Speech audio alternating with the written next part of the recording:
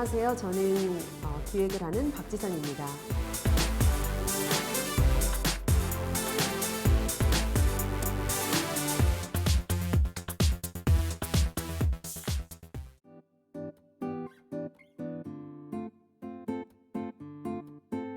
전략적 해외 진출 다음에 장기 협력 기반의 교류를 좀 살펴보려고 해요. 그러니까 이제 아까도 마켓에서 말씀을 드렸지만 이제 교류의 방식이라는 게 그냥 내 작품을 유통시키는 것을 넘어서서 장기적으로 협력하는 그 협력 파트너를 찾고 그 협력 파트너와 뭐 국제 공동 제작을 하던 아니면 국제 협력 프로젝트를 개발하고 하는 것에 더 교류의 방점이 찍힌다고 말씀을 드렸는데요.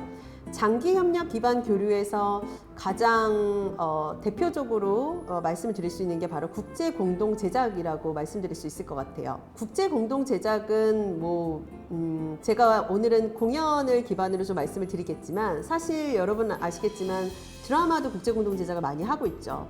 특히 이제 한류가 굉장히 확산이 되면서 중국과 한국이 같이 제작한 드라마가 있기도 하고요. 그다음에 아시아의 다른 나라들과 이제 공동 제작을 해서 드라마가 보여지는 경우, 제작되는 경우도 있고, 또 영화도 굉장히 많죠. 근데 영화도 한국뿐만이 아니라 여러분들이 언제부턴가 영화를 보시면, 특히 유럽 영화를 보시면 국가를 알 수가 없어요. 국가가 표시가 잘 안 돼요. 왜냐하면 영국 감독의 프랑스 배우에 그다음에 뭐 저기 스웨덴의 스텝진에 다 섞여 있거든요. 그러니까 사실은 유럽이라는 건 하나의 권역으로 블록화되어 있기 때문에 그런 식의 국제 공동 제작이라는 것이 이제는 되게 일상화되어져 있고 굉장히 자연스럽게 진행이 되고 있어요. 근데 뭐 드라마나 영화뿐만이 아니라 국제 공동 제작은 공연에서도 굉장히 활발하게 이루어지고 있습니다. 그래서 국제 공동 제작이라고 하는 거를 그냥 간단하게 설명을 드리면 2개 이상의 제작 파트너가 계약을 맺어서 제작 또는 과정 지향적 프로젝트를 창작하고 유통을 지원하는 것이다. 이걸 바로 국제 공동 제작이라고 말할 수가 있어요.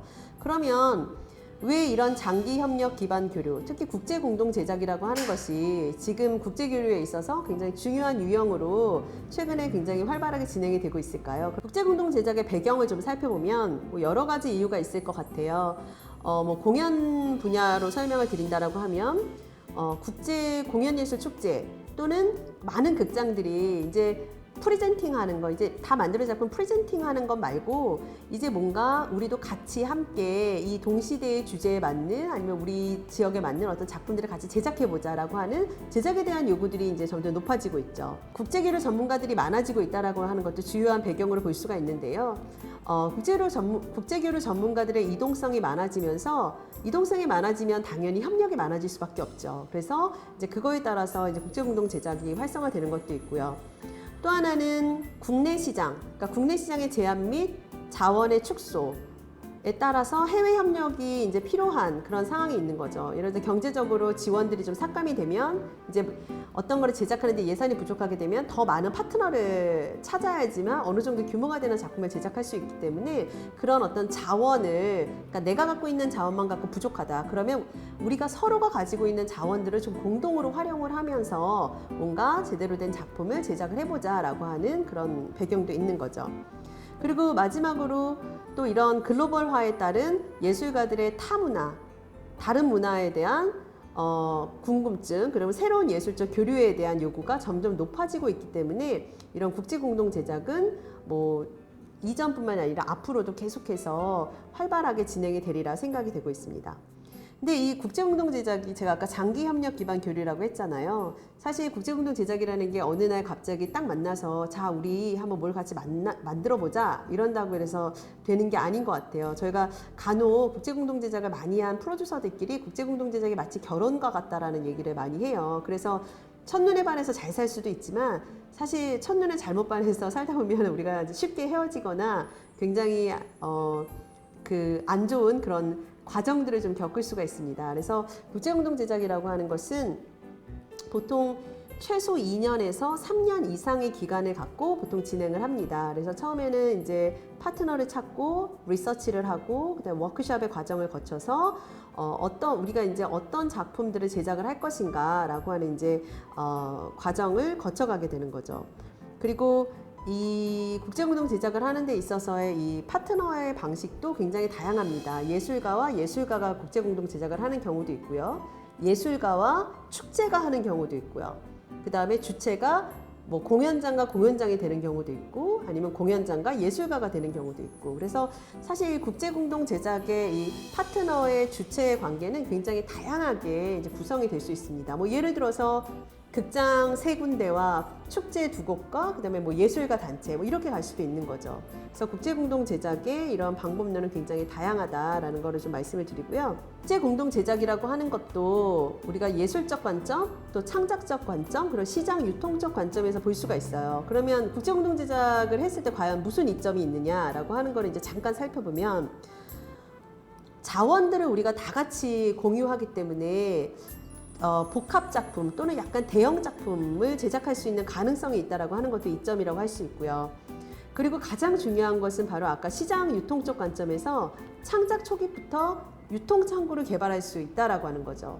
예를 들어서 한국과 런던, 영국과 대만이 같이 제작을 했다. 그러면 이 작품은 어쨌든 한국에서 공연하고 대만에서 하고 영국에서 할 수 있겠죠. 그리고 여기서 더 확장된다면 한국과 대만을 넘어서 아시아로 유통을 시키고 그 다음에 영국으로 가서 유럽으로 유통을 시킬 수 있는 이런 어떤 시장들을 확장할 수 있다라고 하는 이점을 가지고 있습니다. 그리고 뭐 국제 공동 제작을 통해서 뭐 새로운 예술가를 만나서 그 예술가와 서로의 어떤 창의적인 어떤 예술적 그 영감들을 좀 공유할 수 있다라고 하는 것도 굉장히 큰 이점이라고 할 수가 있죠. 그리고 이제 이런 공동 제작을 통해서 이제 공동 제작자, 뭐 예술가건, 축제건, 극장이건 아니면 뭐 그 예술 단체건 국제적 인지도가 굉장히 높아집니다. 그래서 국제 공동 제작을 했을 때 예를 들어서 제가 뭐 영국의 굉장히 유명한 맨체스터 페스티벌하고 같이 제작을 했다라고 하게 되면 맨체스터 페스티벌이 가지고 있는 어떤 그 세계적인 인지도가 있잖아요. 그게 있기 때문에 제가 하는 예술 단체의 인지도가 같이 상승하게 되는 거죠. 그러니까 그런 식으로 예술 단체 프로파일링이 좀 이제 그 쌓일 수 있다라고 하는 그런 장점도 있는 거죠. 그 외에도 사실은 국제 공동 제작의 이점이 굉장히 많습니다. 이점만 있는 것도 아니고 어떤 문화가 굉장히 다르고 실제로 제작하는 과정과 방법론이 매우 다르기 때문에 충돌도 되게 많을 수밖에 없는데 그렇기 때문에 아까도 말씀드린 것처럼 단기간이 아니라 최소 2년에서 3년, 길게는 한 4년 정도까지 장기적인 플랜을 가지고 보통 진행을 하게 된다라고 말씀을 드릴 수 있습니다. 국제문화 교류 유형 지금 장기 협력 기반 교류로 말씀드리고 있는데요. 이제 국제 공동 제작도 있지만 사실 국제 협력 프로젝트도 있습니다. 국제 협력 프로젝트는 굉장히 다양하게 진행이 될 수 있겠죠. 근데 이제 그 중에서 제가 오늘 말씀을 드리고 싶은 건 국제협력 네트워크에 대한 걸 좀 말씀을 드리고 싶어요. 국제교류에서 가장 중요한 것은 네트워크라고 말씀을 드렸고 이것이 최근 7년, 8년 정도의 되게 두드러지는 경향이라고 볼 수가 있는데요. 과거에는 거대한 네트워크가 굉장히 중요했어요. 그러니까 뭐 아시아 공연장 네트워크, 그 다음에 뭐 전 세계 축제 네트워크, 뭐 이런 식으로 굉장히 큰 규모의 네트워크가 굉장히 중요했었고 또 하나는 아트마켓을 중심으로 하는 네트워크가 되게 중요시했다면 한 7, 8년 전부터 좀 직업군별, 그 다음에 이제 작은 규모의 정말 실질적으로 이제 활용이 될 수 있는 그런 네트워크가 이제 만들어지기 시작을 합니다. 그래서 대표적으로 APP라고 하는 네트워크가 있는데요. 아시아 프로듀서 플랫폼입니다. 아시아의 프로듀서들이 함께하는 플랫폼인데요. 2014년에 만들어졌고요. 한국, 호주, 일본, 대만 4개 국가의 그 프로듀서, 민간의 프로듀서들이 모여서 아시아를 중심으로 하는 프로듀서들의 네트워크를 좀 만들어보자. 당시에 아시아에 많은 제작장이 만들어지고 프로듀서들의 역할이 이제 요구되어지기 시작하는 시점이었고 뭔가 마켓 중심의 작품을 사고 파는 어떤 그런 중심의 네트워크가 아니라 실질적으로 함께 논의하고 대화하고 프로듀서로서 가지고 있는 고민들이 좀 공유되어지면서 좀 프로듀서 단위에서의 어떤 협력들이 만들어질 수 있는 그런 네트워크가 필요하지 않겠나라고 하는 이제 고민을 통해서 만들어졌는데요. 지금까지 아시아의 한 15개 국가에 한 100여 명 정도의 프로듀서들이 참여를 하고 있고요. 매년 이 프로듀서들이 1년에 한 번씩 만나서 서로의 지식과 정보와 그다음에 협력 프로그램들을 개발하는 그런 프로그램들을 운영을 하고 있습니다. 근데 APP뿐만이 아니라 AND 플러스라고 하는 네트워크도 있어요. 이거는 아시아 네트워크 for dance예요. 이거는 마찬가지로 아시아의 무용 전문가, 들이 만들어낸 이제 그 네트워크이고요. 아시아의 무용 전문가들이 모여서 아시아의 무용 정보와 인적 교류, 그다음에 작품들을 교류하는 그런 네트워크입니다. 그리고 ADN도 있습니다. ADN은 아시안 드라마터그 네트워크예요. 그러니까 아시아의 드라마터그들이 모여서 드라마터그에 대한 어떤 그런 논의들을 하는 네트워크라고 볼 수 있고요. 그리고 캔이라고 하는 네트워크도 있습니다. 서커스 아시아 네트워크인데요. 이거는 또 아시아의 서커스 관계자들의 네트워크이죠. 지금 제가 말씀드린 4개의 네트워크가 모두 아시아에서 최근 7년 사이에 만들어진 네트워크입니다. 그러니까 이거는 뭐냐면 예전에는 거대한 네트워크만이 존재했었다라고 한다면 지금은 이런 식으로 국제적으로 활동하고 있는 많은 전문가들이 내가 필요한 네트워크를 스스로 조직하는 거죠. 스스로 조직해서 그 네트워크 안에서 계속 지식과 정보를 교류하고 또 그 안에서 새로운 협력 프로그램들을 계속 만들어냅니다. 그러니까 이것이 최근 뭐 10년 사이에 국제 교류 안에서 어떤 특이점으로 나타나는 하나의 유형이라고 볼 수가 있는 거죠. 사실 여러분들도 많은 네트워크를 만들 수 있어요. 만약에 이걸 듣는 여러분들이 뭐 청년이다, 뭐 20, 30대 청년이다 그러면 근데 나는 연극을 하고 있는 청년이야. 그러면 아시아 연극 뭐 청년 네트워크를 만들 수도 있겠죠. 뭐 제가 굉장히 작은 갤러리를 운영하고 있어요. 근데 그 갤러리의 특징이 뭔가 그러니까 생태 중심의 어떤 그런 작품들을 주로 전시하는 갤러리다. 그러면 뭐 아시아의 생태 중심 갤러리의 네트워크를 만들 수도 있겠죠. 제가 레지던시를 운영을 하고 있다. 그러면 레지던시 네트워크도 만들 수 있겠죠. 그래서 이런 네트워크라고 하는 것은 내가 구체적으로 누구와 교류할 것인가 라고 하는 구체적인 파트너들을 만들어주기도 하고 그 구체적인 파트너를 통해서 그 교류가 더 확장되어질 수 있는 여지가 굉장히 많습니다. 그래서 제가 국제협력 프로젝트에 있어서 이런 네트워크들을 좀 소개를 시켜드렸습니다. 이런 네트워크들은 아시아에서는 최근 10년 사이에 이제 만들어지고 있지만 사실 유럽에는 이런 네트워크가 굉장히 많습니다. 뭐 그 서커스와 거리예술 네트워크인 서커스트라다도 있고요. 그 다음에 북유럽의 무용 중심 네트워크인 아이스핫도 있고 그 다음에 또 다원 예술가 서커스 네트워크인 페이스 그 다음에 무용 전문 네트워크 댄스하우스 그 다음에 유럽의 공공극장 네트워크인 ETC 등 굉장히 많은 이런 네트워크들이 만들어지고 있는데요. 여러분들도 아마 이 국제교류 유형 중에서 나만의 네트워크를 한번 만들어보는 그런 도전을 한번 해보시는 것도 좋을 것 같다는 생각이 듭니다. 그리고 장기 협력 기반 교류에서 이제 마지막으로 좀 말씀드릴 게 바로 아티스트 레지던시예요. 요즘에 이 아티스트 레지던시의 중요도가 점점 높아지고 있습니다. 그러니까 코로나 때문에 우리가 단기적으로 일회성으로 이동하는 것에 대한 부담이 굉장히 많이 커지면서 예술가들도 더 이상 내 작품을 해외에 보내는 것을 이제 가장 주요한 목적으로 삼는 게 아니죠. 그보다는 지역에 기반을 두고 그 지역의 예술가와 그 지역의 어떤 문화 그리고 지역의 사람들과 관계를 맺으면서 새로운 예술 창작 활동을 하는 것에 대한 요구가 훨씬 더 많아지고 있습니다. 그래서 이것도 마찬가지로 중장기 체류형의 아티스트 레지던시라고 하는 것이 지금 장기 협력 기반 교류에서 어떤 하나의 중요한 유형이라고 여러분 생각하시면 될 것 같습니다.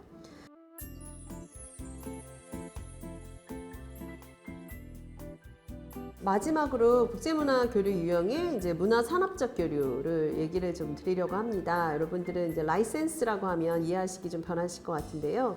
문화상품의 경제적 가치에 대한 인식 확대에 따라서 예술의 국제교류에서도 예술을 통한 경제적 부가가치의 생산이 이제 목적이 이제 나타나게 됩니다. 창작 뮤지컬의 예를 좀 들 수 있을 것 같은데요. 창작 뮤지컬 라이센스를 수출하고 공동 제작을 통해서 이제 공연권들을 확보하는 일들이 이제 최근에 많이 이루어지고 있는데요.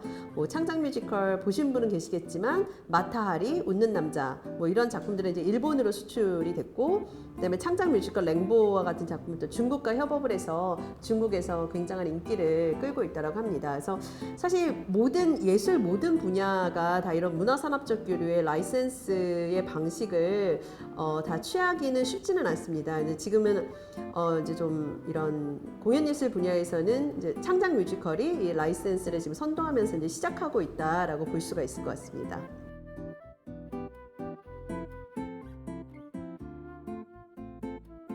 마지막으로 제가 이제 코로나를 시대를 살고 있기 때문에 이제 코로나19 시대 국제교류의 어떤 유형 변화, 특히 이제 올해 어떻게 국제교류가 좀 진행이 됐는지에 대한 몇 가지 사례를 좀 말씀을 드리고 오늘 강의를 마치려고 하는데요. 가장 대표적인 게 바로 이제 디지털 온라인 플랫폼이죠. 모든 것들이 디지털 온라인에서 이제 벌어졌는데요. 올해 그 텍사스 오스틴에서 이제 하는 다원 예술 축제가 있어요. 라이브 아츠 페스티벌인데요. 퓨즈박스 페스티벌입니다. 퓨즈박스 페스티벌인데 저는 굉장히 흥미롭게 봤어요. 그러니까 각각의 예술가들이, 그러니까 전 세계 예술가들이 그 텍사스 오스틴으로 모일 수가 없기 때문에, 특히 그때가 이제 유럽이 다 격리 조치가 취해졌을 때였기 때문에 각자 자기 부엌에서, 자기 방에서, 자기 스튜디오에서 각자의 자기 공간에, 전 세계에 있는 자기 공간들이 한 곳에 접속이 되어서 라이브 아트를 이제 펼쳤던 그런 페스티벌이었습니다. 그리고 올해가 이제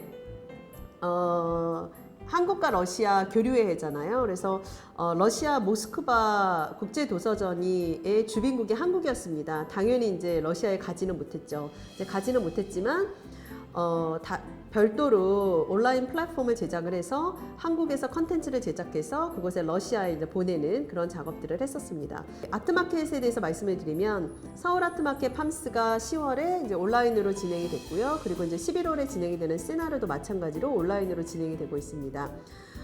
그렇기 때문에 전 세계 관계자들이 다 뭐 줌이라던가 아니면 별도로 제작된 온라인 플랫폼을 통해서 지금 교류하고 만나고 있는데요. 굉장히 재미난 것은 국제교류를 우리가 물리적으로 실질적으로 이동하지 못하지만, 실질적으로 우리가 물리적으로 이동해서 만나는 것보다 온라인으로 더 많이 만나는 거죠. 그렇기 때문에 실제로 만나지 못하지만 우리는 더 많이 접속되고 더 많이 연결되어지는 것 같다라고 하는 이야기들을 이제 관계자 사이에서는 많이 이야기를 하고 있습니다. 네, 다음은 이제 온오프라인의 하이브리드 접근의 공동 제작들이 지금 많이 드러나고 있는데요. 이제 주로 이제 테크놀로지를 이용한 방식이라고 생각을 하시면 될 것 같습니다. 한국과 독일 공동 제작의 두 편의 이제 작품을 예를 들면, 이제 보더라인이라고 하는 작품이 있는데, 이 작품은 독일의 예술가들이 한국에 와서 실제로 2주를 격리를 하고 작품을 제작하는 과정을 거쳤습니다. 그리고 원래 계획으로는 이들이 다시 독일에 가서 이제 작품을 선보이는이라고 했는데, 이제 코로나의 상황이 계속 이제 안 좋아지면서 결국에는 오프라인으로 제작을 했지만, 이것이 이제 관객과 만나는 방식은 독일의 오프라인으로 존재하는 관객들과 영상으로 만나는 이제 방식을 취한 거죠. 그래서 지금 이런 불확실성의 어떤 시대 안에서 계속 어떤 상황에 따라서 온라인과 오프라인을 좀 결합하는 그런 새로운 제작 방식과 유형들이 좀 만들어지고 있다고 볼 수 있고요. 그리고 또 다른 작품은 이제 지금 진행되고 있는데요. 아마 내년 2021년까지 진행될 예정인데, 한국과 독일이 기후변화를 주제로 해서 작품 이제 제작을 만들고 있습니다. 지금 리서치 단계인데요. 근데 온라인 리서치와 그 다음에 이제 기술로 연결을 해서 직접 만나지 않고도 관객들이 공연에 참여할 수 있는 지금 어플을 개발을 하고 있습니다. 이제 이런 시도들은 지금 제가 말씀드린 것 외에도 굉장히 다양한 방식으로 지금 진행이 되고 있는데요. 앞으로 이제 내년, 후년 한 2, 3년 동안